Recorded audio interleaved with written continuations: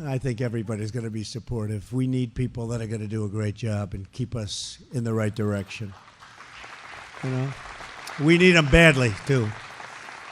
Or it all goes back to where it was and worse. Oh, but did we catch them in the act or what? You know what I'm talking. Oh, did we catch them in the act? They are very embarrassed. They never thought they were going to get caught. We caught them. Hey, we caught them. Oh, it's so much fun. We're like the great sleuth. So Nancy Pelosi again said that's crumbs. Well, she's a rich woman who lives in a big, beautiful house in California who wants to give all of your money away. And she talked about crumbs. And I really think her statement about crumbs, because you're getting thousands and thousands of dollars, and you're getting it every year.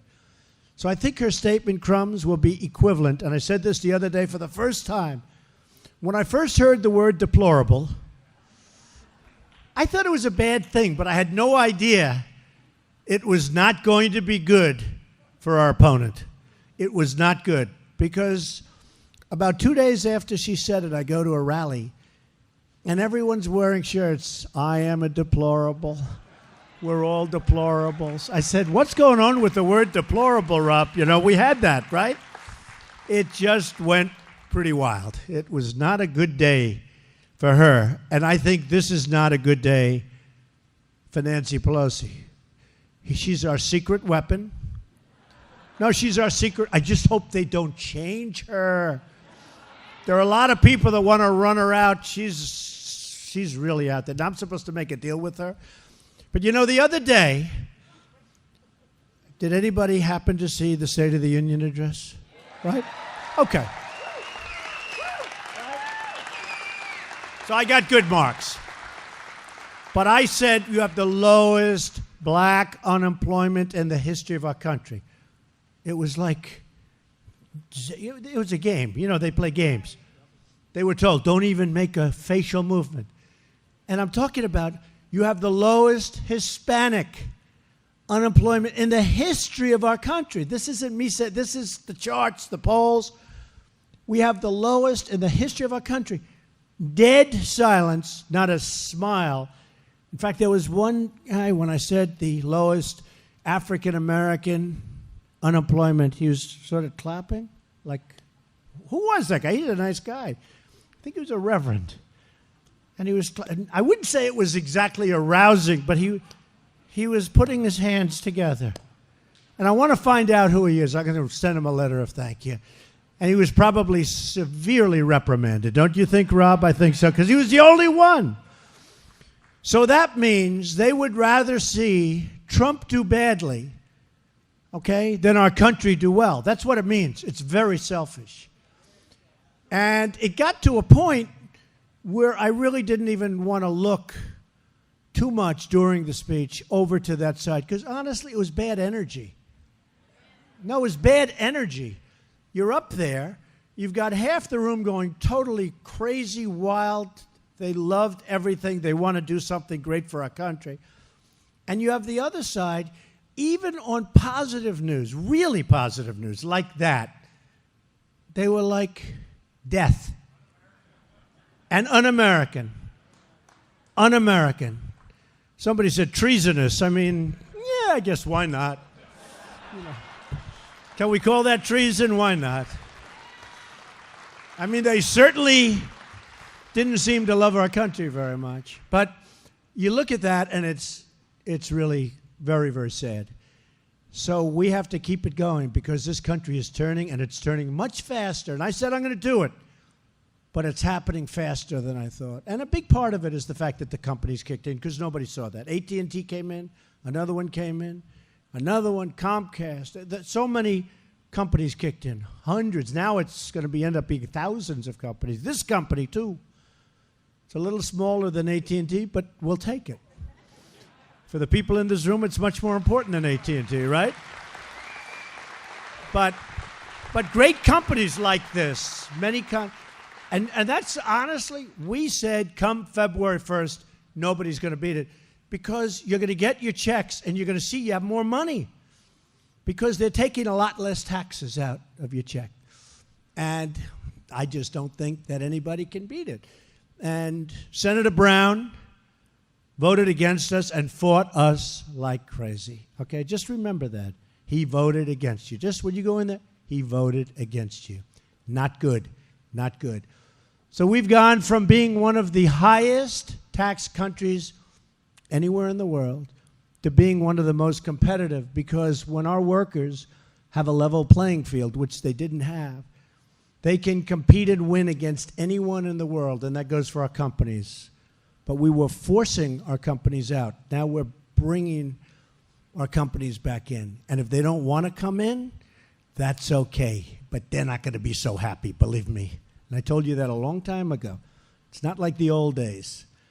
And when our workers win, who really wins? Our country wins.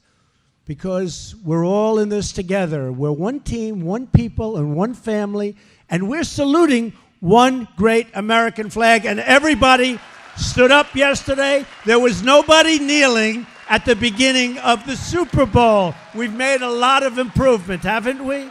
That's a big improvement. And on top of that, it was a good game. So a lot of good things happened. But there was no kneeling before that Super Bowl. Today, we're thrilled to be joined by several business leaders who understand just how true all of the things that we're saying are. We're also thrilled to have a lot of the fake news media in the back. Those cameras are rolling. Hi, folks. That's what's good about doing it live. They can't cut you. You know, when you do a tape, you end up saying, well, wait a minute, what happened to the 4 sentences that they cut out?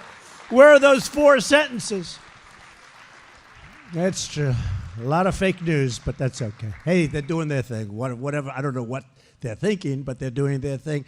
I want to start with a man I watched today on Fox, and he was terrific, Jeff Norris. Jeff, come on up. We know Jeff.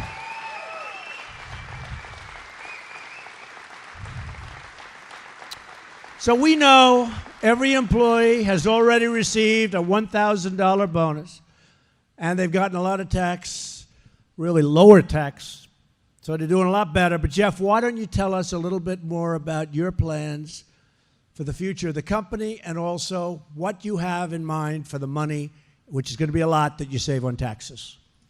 Thank you. Well, first of all, welcome everybody here, and it's such a blessing to have you here, President Trump. In all my years, you pray for a president like this that'll take care of the working class and businesses, and we finally have one here, and I'll talk about my stuff in a little bit. But we need to make sure that we support President Trump, especially in 2018.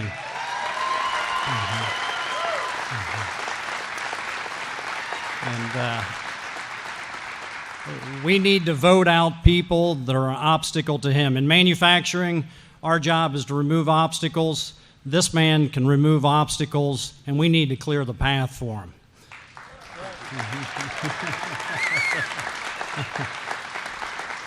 What we plan on doing with the tax savings and investing in our people, our processes, and our equipment, and continue to try to make America great again. And like you said before, we've got the greatest workforce in the world. We just need a level playing field, just a little closer. It doesn't have to be there, just a little closer, because our people can do it. And I'm just proud to have you as our president, and I wish you the best, and God bless you. Thank you, Mr. Trump. Thank you for doing such a good job. Thank you. I want to thank you for doing such a great job, too. Thank you.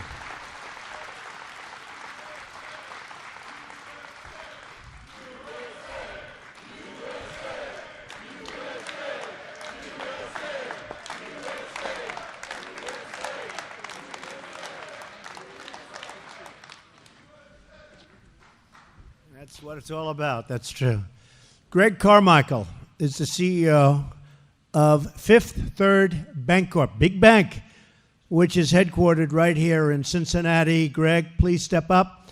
Tell us what you're doing with respect to all of those incredible workers. You have 14,000 of your employees, and you're doing something very special for them. So I'd like to hear it. Thank you, Greg.